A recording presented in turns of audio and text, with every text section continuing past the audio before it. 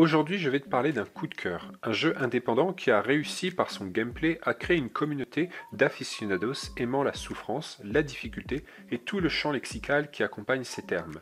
Spelunky est un platformer ayant des caractéristiques propres au genre du roguelike. Même si le roguelike, tu connais bien, ce sont ces jeux extrêmement punitifs dont les niveaux sont générés aléatoirement, eh bien ce type de jeu ne récompense que les plus expérimentés des joueurs, déjà habitués aux pièges et à tout ce qui relève de l'aléatoire. Alors non Internet, je ne vais pas te faire une énième test ou une énième chronique pour te dire que le jeu est extraordinaire, qu'il possède un design mignon, que le gameplay, bien qu'exigeant, est aux petits oignons. Bien que peut-être un peu répétitif, le jeu fait preuve d'une rejouabilité extraordinaire. Alors qu'on se le dise, je ne vais pas crier mon amour pour Spelunky ici. Je ne vais pas te dire qu'il ne me reste plus que 2 succès Steam à débloquer, je ne te dirai pas non plus que j'ai accumulé plus d'une centaine d'heures sur ce jeu, et enfin, je ne te dirai pas que c'est quasiment le jeu que je lance par défaut lorsque je veux jouer sur mon ordinateur. Tout ça Internet, tu le sais déjà. Merci les données que tu agrèges. Non, dans cette vidéo, je vais te parler de quelque chose qui m'aura pris plus d'une centaine d'heures à remarquer. Et encore, ce n'est pas vraiment moi qui l'a remarqué, c'est la personne qui me regardait jouer à ce moment. Tu vois ce que je veux dire Internet ? Des fois, nous avons tellement la tête dans le guidon, par exemple en répétant des mécanismes de gameplay, que l'on ne s'interroge même plus sur le sens que l'on peut donner à ces mécanismes. Tu vois Internet, j'ai réalisé une vidéo sur le sujet du game design et de l'éthique dans les jeux vidéo. Si tu veux Internet, tu peux la regarder en cliquant sur le lien qui apparaît maintenant. Et pendant l'écriture de cette vidéo, eh bien j'ai pensé à Spelunky, et notamment le spectateur qui me regardait m'a posé des questions auxquelles je n'ai pas su répondre. Voici à peu près comment s'est passée la scène avec ce spectateur. Donc pour ceux qui ne connaissent pas, Spelunky est un roguelike, c'est-à-dire un jeu extrêmement difficile où la mort signifie de recommencer intégralement le jeu. Pas de sauvegarde possible, ni même de continu. De même, les niveaux sont générés aléatoirement, selon des seeds, ce qui empêche le joueur de trop s'habituer à un certain parcours. Dans ce jeu, il existe des magasins où nous pouvons acheter des objets pour améliorer nos compétences, par exemple. Le jeu nous offre 2 possibilités pour acquérir ces objets. Soit nous la jouons légale, auquel cas nous achetons véritablement les objets, soit nous la jouons illégale et nous volons les objets. Et ce vol se produit souvent accompagné du meurtre du marchand. Et il se trouve que plus on joue au jeu et plus on devient bon à cela et plus on choisit automatiquement d'acquérir les objets de manière illégale par rapport à notre système éthique. Tu vois Internet, Spelunky nous laisse l'illusion du choix, bien que finalement, en tant que joueur, on se destine plutôt à tout le temps commettre un meurtre. Ce qui est intéressant, c'est que le jeu n'a pas relié ce comportement à un système de scoring. De fait, le jeu ne sanctionne pas le joueur sur le score ou ses objectifs. Par contre, si l'on abat un marchand, les autres marchands vont chercher à se venger, style vengeance de western, ce qui en soi respecte avec un gros écart, certes, notre système juridique. Un acte est sanctionné socialement et légalement. Certes, dans le droit français, nous aurions été jugés devant un tribunal et pas abattus froidement par vengeance. De même, le jeu reste totalement neutre dans son système de sanctions. Il ne fait pas l'apologie d'une représentation d'une forme éthique. En fait, le jeu répercute de manière implicite une norme sociale qu'il modifie de sorte à la faire correspondre à son gameplay, ni plus ni moins. Autre sujet, le jeu incorpore un système de princes et princesses. Alors petite parenthèse, je n'aime plus trop définir les princesses comme forcément des êtres féminins. Non, je préfère définir les princesses comme des objets vidéoludiques dont le sens est d'être sauvés par le joueur. Dès lors, une princesse ne possède qu'un genre grammatical détaché de son sens biologique. Fin de la parenthèse, mais je risque de revenir dessus dans une prochaine vidéo. Donc, concernant ces princesses, le joueur peut soit choisir de les sauver, soit choisir de les sacrifier sur l'autel de la déesse Kali. Encore une fois, j'ai eu la même remarque que de mon spectateur. Moi qui sacrifiais ces princesses pour des raisons de gameplay, je me suis pris la remarque suivante, j'étais méchant avec ces princesses. Le pire, c'est qu'en y réfléchissant, eh bien, j'ai été d'accord avec cette remarque.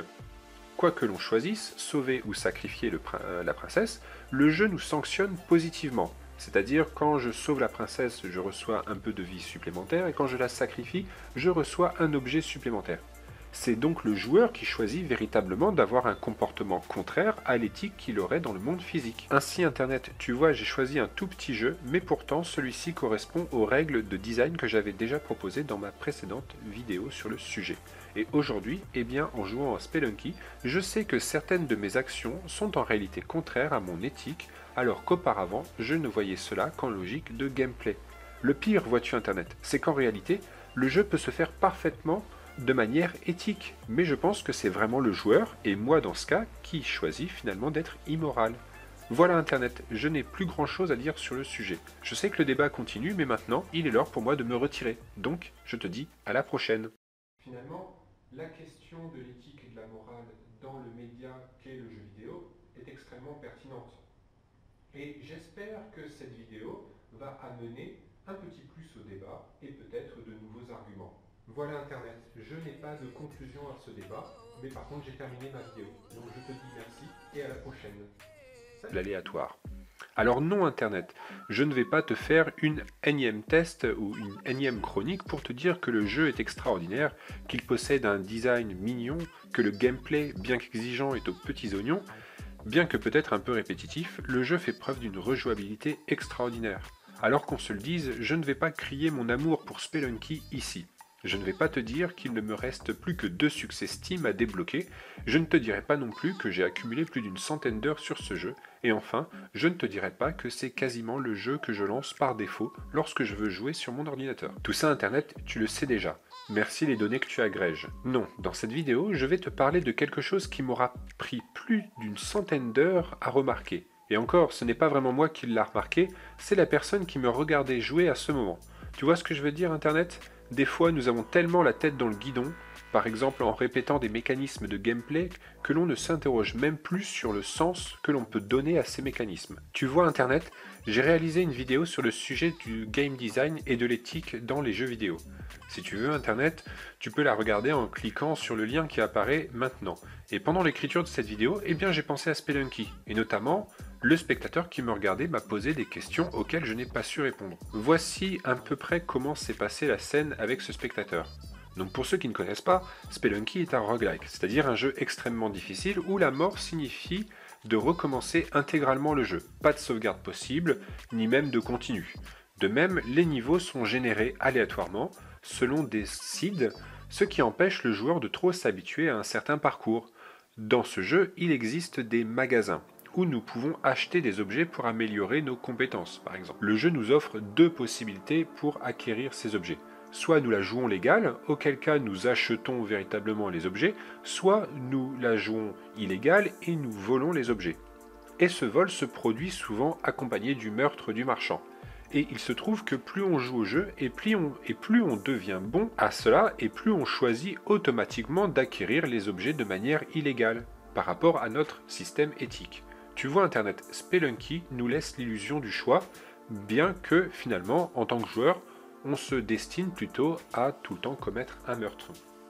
Ce qui est intéressant, c'est que le jeu n'a pas relié ce comportement à un système de scoring. De fait, le jeu ne sanctionne pas le joueur sur le score ou ses objectifs. Par contre, si l'on abat un marchand, les autres marchands vont chercher à se venger, style vengeance de western, ce qui en soi respecte avec un gros écart, certes, notre système juridique. Un acte est sanctionné socialement et légalement. Certes, dans le droit français, nous aurions été jugés devant un tribunal et pas abattus froidement par vengeance. De même, le jeu reste totalement neutre dans son système de sanctions. Il ne fait pas l'apologie d'une représentation. Et plus on devient bon à cela, et plus on choisit automatiquement d'acquérir les objets de manière illégale, par rapport à notre système éthique. Tu vois Internet, Spelunky nous laisse l'illusion du choix, bien que finalement, en tant que joueur, on se destine plutôt à tout le temps commettre un meurtre. Ce qui est intéressant, c'est que le jeu n'a pas relié ce comportement à un système de scoring. De fait, le jeu ne sanctionne pas le joueur sur le score ou ses objectifs. Par contre, si l'on abat un marchand, les autres marchands vont chercher à se venger, style vengeance de western, ce qui en soi respecte avec un gros écart, certes, notre système juridique. Un acte est sanctionné socialement et légalement. Certes, dans le droit français, nous aurions été jugés devant un tribunal et pas abattus froidement par vengeance. De même, le jeu reste totalement neutre dans son système de sanctions. Il ne fait pas l'apologie d'une représentation d'une forme éthique. En fait, le jeu répercute de manière implicite une norme sociale qu'il modifie de sorte à la faire correspondre à son gameplay, ni plus ni moins. Autre sujet, le jeu incorpore un système de princes et princesses. Alors petite parenthèse, je n'aime plus trop définir les princesses comme forcément des êtres féminins. Non, je préfère définir les princesses comme des objets vidéoludiques dont le sens est d'être sauvés par le joueur. Dès lors, une princesse ne possède qu'un genre grammatical détaché de son sens biologique. Fin de la parenthèse, mais je risque de revenir dessus dans une prochaine vidéo. Donc, concernant ces princesses, le joueur peut soit choisir de les sauver, soit choisir de les sacrifier sur l'autel de la déesse Kali. Encore une fois, j'ai eu la même remarque que de mon spectateur. Moi qui sacrifiais ces princesses pour des raisons de gameplay, je me suis pris la remarque suivante, j'étais méchant avec ces princesses. Le pire, c'est qu'en y réfléchissant, eh bien, j'ai été d'accord avec cette remarque. Quoi que l'on choisisse, sauver ou sacrifier la princesse, le jeu nous sanctionne positivement. C'est-à-dire, quand je sauve la princesse, je reçois un peu de vie supplémentaire, et quand je la sacrifie, je reçois un objet supplémentaire. C'est donc le joueur qui choisit véritablement d'avoir un comportement contraire à l'éthique qu'il aurait dans le monde physique. Ainsi Internet, tu vois, j'ai choisi un tout petit jeu, mais pourtant celui-ci correspond aux règles de design que j'avais déjà proposées dans ma précédente vidéo sur le sujet. Et aujourd'hui, eh bien, en jouant à Spelunky, je sais que certaines de mes actions sont en réalité contraires à mon éthique, alors qu'auparavant, je ne voyais cela qu'en logique de gameplay. Le pire, vois-tu Internet, c'est qu'en réalité, le jeu peut se faire parfaitement de manière éthique, mais je pense que c'est vraiment le joueur, et moi dans ce cas, qui choisit finalement d'être immoral. Voilà Internet, je n'ai plus grand chose à dire sur le sujet. Je sais que le débat continue, mais maintenant, il est l'heure pour moi de me retirer. Donc, je te dis à la prochaine. Finalement, la question de l'éthique et de la morale dans le média qu'est le jeu vidéo est extrêmement pertinente. Et j'espère que cette vidéo